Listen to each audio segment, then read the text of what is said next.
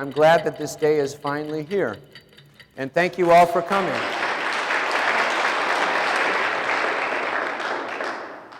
All right, I have a short presentation to share with you just about what Christian apologetics is in general, because I found that not everyone knows what the term means. I even had one person, when I mentioned the term Christian apologetics, he said, "What are you apologizing for?" So it would not be surprising that perhaps your interest was piqued when you heard about a conference in Christian apologetics and you're coming here to find out about it. Let me just give you a few basic things, basically what the term is and its uses, where we find that term in the New Testament, and then I'm going to ask our speakers to come forward and they can wave their hand when their slide shows up. If you've been following the Facebook page or the Twitter account, I've been advertising these various speakers and their topics. So, what is Christian apologetics and what will be covered in this conference? That's basically what I'll cover here in the next 10 minutes or so. Now, this is the famous passage in the Bible that's used to name our conference. Now, faith is the substance of things hoped for, the evidence of things not seen. Notice here that the Christian faith is associated with things like substance and evidence. It's not something shadowy that you can't bank on or that you can't count on. It's based on substance and evidence, and that's what we'll be talking about. First of all, the word apologetics comes from the Greek apologia. There it is on the right in Greek letters. There's also the word logos in the Gospel of John, the passage that says, "The Word became flesh." That word is a reference to Jesus Christ. And in a word, we also get our word logic from that Greek word. So logos means a set of words used to make a rational argument, and obviously the word apologia is related to that. So in Peter's first epistle, he says the following: "Always be prepared to give an answer to everyone who asks you, to give the reason for the hope that you have." That part about give the reason, that's the word apologetics. "But do this with respect, gentleness and respect, keeping a clear conscience. But in your hearts set apart Christ as Lord, being ready at all times to make a defense to all who ask you for a word concerning the hope that is in you." That's a very literal translation of 1 Peter 3:16. Here's what it looks like in Greek. You might recognize a few words. Kyrion. You ever sing Kyrie eleison? That's the Greek word for Lord. Christon or Christos, that's the word Christ. And then that third thing in red there, apologion. So that's where it says, give a reason for the hope that is in you. So that's where we get the term apologetics. Christian apologetics, it comes directly from the New Testament in the original Greek. Definition of Christian apologetics. It is apologetics itself. That word means a verbal defense or a speech in defense. Remember, logos means literally word. It is a field of Christian theology which aims to present a rational basis for the Christian faith, defending the faith against objections. The function of apologetics is both to fortify the believer against personal doubts, all of those people out there who raised their hands and said, "Yes, I love Jesus," but that doesn't mean that all of your questions about the Christian faith have been answered. Depending on your background, you may have many questions that are unanswered. We hope that we can answer some of those questions in our conference here. And then also its function is to remove the intellectual stumbling blocks that inhibit the conversion of unbelievers. And of course, it's difficult for us to remove someone else's stumbling block when we're stumbling over our own stumbling block. So that is what Christian apologetics is about. And this is especially important in our world today, in the culture that we live in, because of something that we call the fact-value split. This is something that we talk about in the graduate program in Christian apologetics at Biola. What happens in our modern culture is that the terms on the left are the privileged terms, the terms on the right are the deprivileged terms. So facts are important, but values are mere values. Knowledge is important. We respect that. But beliefs are mere beliefs, or they're merely your own personal opinion. We have truth on the one side, and then we have mere feelings. And what often happens, if you've seen the promotional film and you've heard Dr. Hazen talking about this, is that people, sometimes even religious believers, tend to equate religion with everything on the right-hand side there, with mere feeling, with mere belief, with mere values.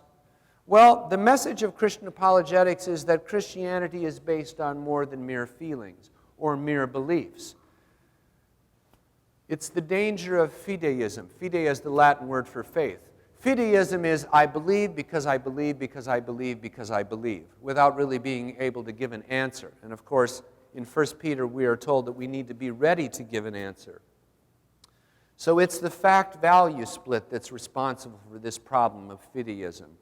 And really, our culture is into that. People just believing whatever they believe because it makes them feel good to believe it. Another basic principle is the book of Scripture, that is what we call special revelation. We'll be hearing about that in our conference. And then also the book of nature, or what we call general revelation.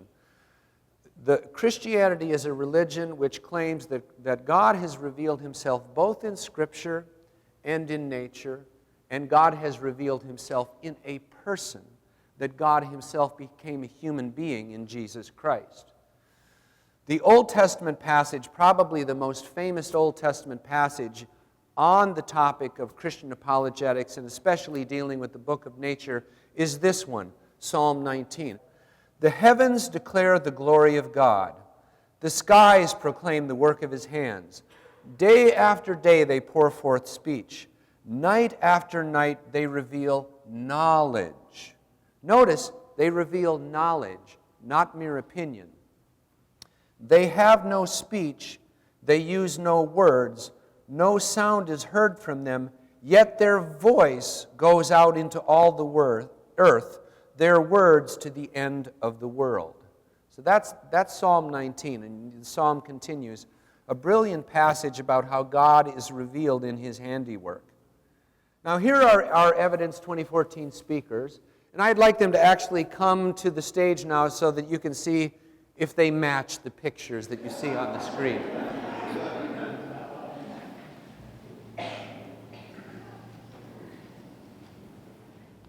And I'm going to give you a brief preview of what we're going to do in the conference. And this is what we are going to hear about in the following order.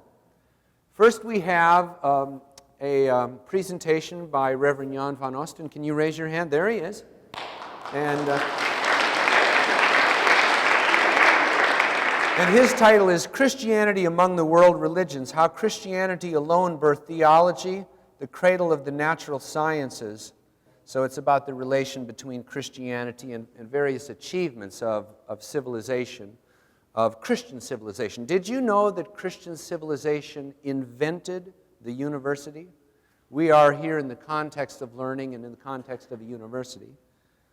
And then the second person presenting this evening will be Mr. Josh Brahm, and his topic is responding to secular views of the human person in dialogues about abortion. So he'll be talking about the view of the human person that allows things like abortion, euthanasia, physician-assisted suicide, and so forth, and how one then engages in debates with people on that topic. And then our keynote speaker for this evening is Dr. John Bloom, right over there. And his topic is Scientific Naturalism Faces Intelligent Design, the Mystery of a Fine-Tuned Universe. And then tomorrow we have two parallel sessions, the one time when you'll have to make a decision between two speakers. And the first speaker is Reverend Angelus Wilson. And his topic is hip-hop and spiritual warfare. Is there a difference between Lecrae and Jay-Z? I have a picture here of Jay-Z. Did you know that he calls himself Jehovah? And there's Lecrae Moore, a Christian hip-hop artist. And then Ms. Kristen Davis. She will be in the parallel session right next door here in the family room. That's a room almost this size. She will be talking about paganism and neo-paganism, a Christian diagnosis and response. The image there in the upper right, that is a sacrifice to the Canaanite god Molech. And that's a picture of Kristen Davis there on the left. She's had the opportunity to go to Israel and do archaeological digs, so one finds then evidence of these things. And then here I'm looking at a picture of the Evidence 2014 musicians who will be playing on Saturday. And then our keynote address for Saturday will be presented by Dr. Craig Hazen. And his title is Christianity and the Challenge of World Religions, Why Jesus is the First New God That You Should Sample. And I have a wonderful image here of Krishna and Christ, and they're holding hands. There's some religious confusion in today's world. I have no PowerPoints here.